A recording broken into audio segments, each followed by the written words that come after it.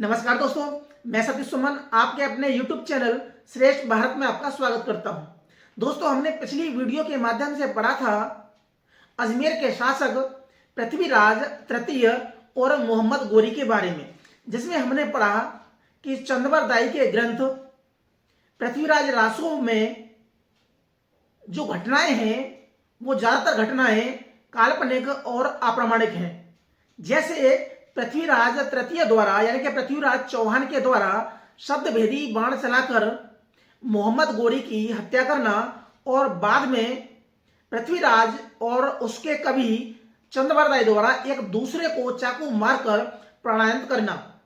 जबकि ज्यादातर इतिहासकार यह दावा करते हैं कि मोहम्मद गोरी की हत्या पृथ्वीराज चौहान ने नहीं की, बल्कि उनकी मृत्यु से लगभग 14 साल बाद झेलम नदी के किनारे दमियक नामक स्थान पर, जो कि वर्तमान में पाकिस्तान में पड़ता है, उस स्थान पर खोखरों के द्वारा चाकू घोंपकर हत्या कर दी गई। तो आज की वीडियो के माध्यम से पढ़ेंगे हम पृथ्वीराज चौहान और जयचंद की पुत्री संयोगता के बारे में और उनकी कथा के बारे में। पढ़ेंगे हम कि मैं इतिहास शब्द के स्थान पर कथा शब्द का प्रयोग क्यों कर रहा हूं और यह कथा कहां कहां पर उल्लेखित हुई और इसके बारे में इतिहासकारों का क्या मत है।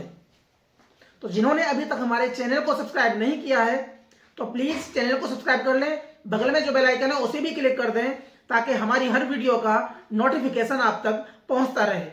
जैसा कि हम सब ने सुना होगा या फिल्म या धारावाहिक आदि में देखा होगा कि जयचंद, जो कि कन्नौज का शासक था, उसने कन्नौज में राजसूय यज्ञ का आयोजन किया, जिसमें अपनी पुत्री संयोगता का स्वयंवर भी रचा।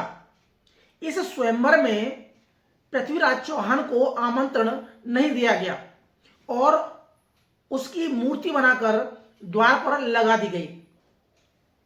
संयोगता, जो कि पृथ्वीराज चौहान से प्रेम करती थी, उसने वरमाला पृथ्वीराज चौहान की मूर्ति पर डाल दी, यानी कि मूर्ति के गले में डाल दी।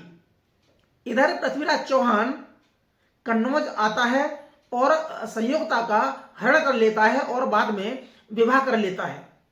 इसके प्रतिशोध स्वरूप जयचंद मोहम्मद गोरी से मिल जाता है और उसे पृथ्वीराज चौहान पर आक्रमण करने का निमंत्रण देता है। मोहम्मद गोरी पृथ्वीराज चौहान पर 2 बार आक्रमण करता है, 1191 तराइन का युद्ध और 1192 तराइन का युद्ध। हालांकि चंद्रवरदाई के ग्रंथ पृथ्वीराज रासो में बढ़ा चढ़ाकर यानी कि अतिरंजना के भाव में आकर इन 2 युद्धों को 17 या 16 युद्ध बना देते हैं। पहले युद्ध में मोहम्मद गोरी की हार होती है और दूसरे युद्ध में पृथ्वीराज चौहान की हार होती है और इसके बाद भारत में इस्लामिक शासन का उदय होता है। पृथ्वीराज चौहान और संयोगता की इस कथा में रत्ती भर भी सत्यता नहीं है। सभी इतिहासकारों ने इस कथा को अप्रामाणिक और काल्पनिक करार दिया है। इस कथा में मात्र जो सत्यता है वो इतनी है कि कन्नौज का एक शासक था जयचंद, उसके समकालीन शासक था पृथ्वीराज चौहान अजमेर पर।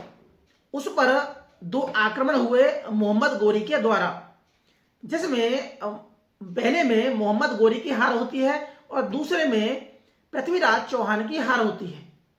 और तब से यानी कि 1206 से भारत में इस्लामिक शासन का उदय होता है। बस इतनी सी सत्यता है इस कथा में।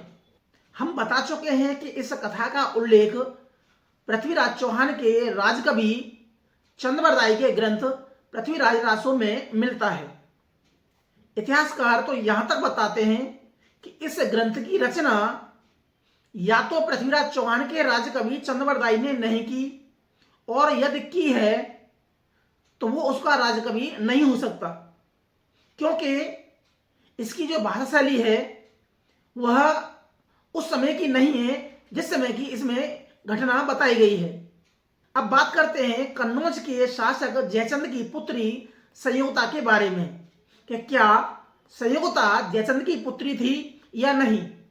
जयचंद के किसी भी शिलालेख, ताम्रलेख या दान पत्र में उसकी पुत्री के नाम का कोई उल्लेख नहीं मिलता। सिर्फ एक पुत्र का उल्लेख मिलता है जिसका नाम हरिश्चंद्र था। आने वाली वीडियो में उस हरिश्चंद्र के बारे में बात करेंगे। इतिहासकारों का मानना है कि संयोगता नाम का पात्र चंद्रबरदाई की एक कल्पना मात्र थी, क्योंकि जयचंद के किसी भी शिलालेख या ताम्रलेख में उसकी पुत्री के नाम का कोई उल्लेख नहीं मिलता। जयचंद का कमोली का एक ताम्रलेख है जो कि बनारस में है। उस ताम्रलेख में जयचंद ने अपनी पूरी वंशावली का उल्लेख किया है। जयचंद ने इस ताम्रदान को या ताम्रलेख को खुद लिखा है। इसमें इस वंश के यानी गैढ़वाल वंश के 6-7 शासकों का उल्लेख किया गया है, जिसमें बताया गया है कि इस वंश की स्थापना चंद्रदेव ने की और उसके बाद अगला शासक कौन आया, फिर अगला शासक कौन आया। इसमें बताया गया है कि जयचंद का एक पुत्र था जिसका नाम हरिश्चंद्र था। इस बनारस के कमोली ताम्रलेख में जयचंद के पुत्र हरिश्चंद्र का नाम मिलता है और यहां तक मिलता है कि उस हरिश्चंद्र का मुंडन कब हुआ, यानी कि रविवार हुआ, तारीख इतनी थी, महीना इतना था और सन इतनी थी, और विक्रम संवत का कौन सा सन था यहां वो भी बताया गया है। उसका जातकर्ण संस्कार कब हुआ और उस संस्कार में ब्राह्मणों को कितने गांव दान दिए गए। उसका मुंडन कब हुआ, उसके संस्कार में ब्राह्मणों को कितने दान दिए और कौन सा गांव दान में दिया। इस महत्वपूर्ण अभिलेख में संयोगता नाम की पुत्री का कोई उल्लेख नहीं मिलता। जयचंद के समकालीन ग्रंथ रंभा मंजरी में भी संयोगता नाम का कोई पात्र या उसकी पुत्री नहीं मिलती। आखिर संयोगता का उल्लेख सबसे पहले किस ग्रंथ में हुआ, तो कुछ लोगों का मानना है कि सबसे पहले पृथ्वीराज रासो में इस पात्र का उल्लेख हुआ, जबकि सत्य यह है कि इस संयोगता नामक पात्र का सबसे पहले उल्लेख भविष्य पुराण में हुआ, लेकिन उसकी कथा दूसरी है। भविष्य पुराण में बताया गया है कि जयचंद की पत्नी यानी कि रानी, जिसका नाम था विश्व विभावरी, उसकी एक दासी थी जिसका नाम था सुरभानवी। उसकी पुत्री थी संयोगता, यानी कि संयोगता दासी पुत्री थी, ना कि जयचंद की पुत्री।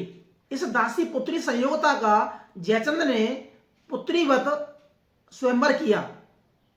इतिहासकारों ने इस मत का खंडन कर दिया।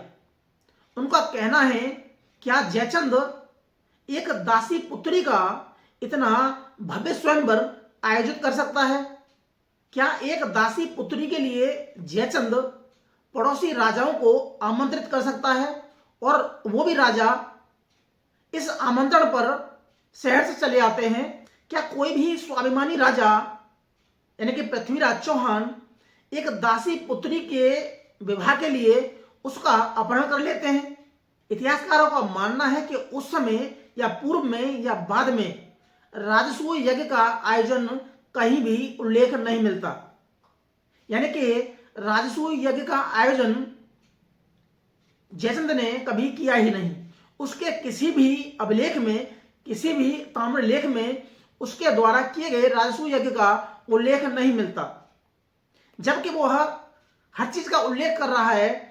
बेटे के मुंडन का कर रहा है, बेटे के सभी संस्कारों का कर रहा है, अपनी वंशावली का पूरा उल्लेख कर रहा है, लेकिन अपने राजसूय यज्ञ का उल्लेख नहीं कर रहा, अपनी पुत्री के स्वयंवर का उल्लेख नहीं कर रहा। इसीलिए इतिहासकारों का मानना है कि संयोगता नामक कोई पुत्री जयचंद की थी ही नहीं। चंद्रबरदाई के ग्रंथ पृथ्वीराज रासो में कुछ विरोधाभासी बातों को बताया गया है। एक तरफ बताया गया है कि संयोगता का हरण पृथ्वीराज चौहान ने कर लिया क्योंकि वह उससे प्रेम करती थी। वहीं दूसरी तरफ चंद्रबरदाई अपनी पुस्तक में यह भी लिख रहा है कि जयचंद और पृथ्वीराज चौहान मौसेरे भाई थे। तो क्या कोई राजा यानी कि पृथ्वीराज चौहान अपने मौसेरे भाई की पुत्री से विवाह कर सकता है या उसका अपहरण कर सकता है, क्योंकि रिश्ते में वह पृथ्वीराज चौहान की भतीजी लगी और दोनों बातें एक ही ग्रंथ में हैं। इसी ग्रंथ में वो भतीजी मान रहे हैं और इसी ग्रंथ में उसका हरण कर रहे हैं। तो कोई भी स्वाभिमानी राजा इस तरह का कृत्य कैसे कर सकता है? यही विरोधाभासी बात पृथ्वीराज चौहान के चरित्र पर लांछन भी लगाती है। इसीलिए इतिहासकारों का निष्कर्ष है कि चंद्रबरदाई का ग्रंथ पृथ्वीराज रासो पूरी तरह से काल्पनिक और अप्रामाणिक है, जिसका किसी भी सत्यता से कोई भी संबंध नहीं है, क्योंकि इसमें कुछ समकालीन राजाओं का उल्लेख किया गया है। जैसे राजा समर सिंह, मेवाड़ के राजा समर सिंह का पृथ्वीराज चौहान के साथ मोहम्मद गोरी के युद्ध में उल्लेख मिलता है, जबकि समर सिंह और पृथ्वीराज चौहान के समय में लगभग 100 सालों का अंतर है। जब 100 सालों का अंतर है तो दोनों एक साथ कैसे युद्ध कर सकते हैं? कि पृथ्वीराज रासो जो कि हिंदी का पहला काव्य ग्रंथ है, वह उसकी भाषा शैली पढ़ने में अच्छा लग सकता है, उसे काव्य रूप मान सकते हैं, काव्य खंड मान सकते हैं, लेकिन उसे इतिहास नहीं मान सकते। आज की वीडियो का यह निष्कर्ष है कि संयोगता नाम की कोई भी पुत्री जयचंद की नहीं थी और पृथ्वीराज चौहान की कोई भी रानी संयोगता नहीं थी। किसी भी राजस्थान के इतिहास में या किसी भी समकालीन ग्रंथ में कि कोई भी रानी संयोगता के नाम से नहीं मिलती। तो आज के लिए सिर्फ इतना ही। मिलते हैं अगली वीडियो में, तब तक के लिए नमस्कार।